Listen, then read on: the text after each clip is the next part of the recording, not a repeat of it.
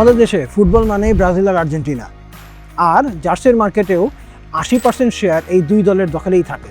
Portugal, Germany, France বাকি 20% নিয়ে side লাইনে বসে ভাই একটু জায়গা দেন, এই টাইপের একটা অবস্থায় থাকে। তাহলে হিসাবটা বোঝেন, মাত্র 2-3 মাসের এই ছোট্ট উইন্ডোতে ফুটবল বিশ্বকাপের সময়ে বাংলাদেশের জার্সি বিক্রি হয় প্রায় 40 থেকে 60 লক্ষ।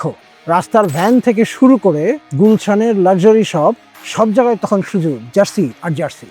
আর আমাদের লোকাল মার্কেটের এই বিশাল চাহিদাকে সামনে রেখে দিনরাত এক করে কাজ করছেন আমাদের লোকাল ছোট ফ্যাক্টরিগুলো।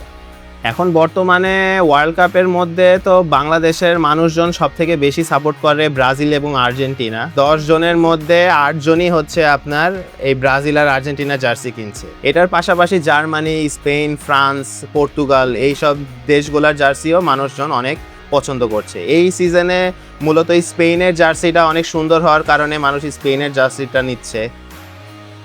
মার্কেটে জার্সি মেইনলি 3টি ক্যাটাগরিতে চলে।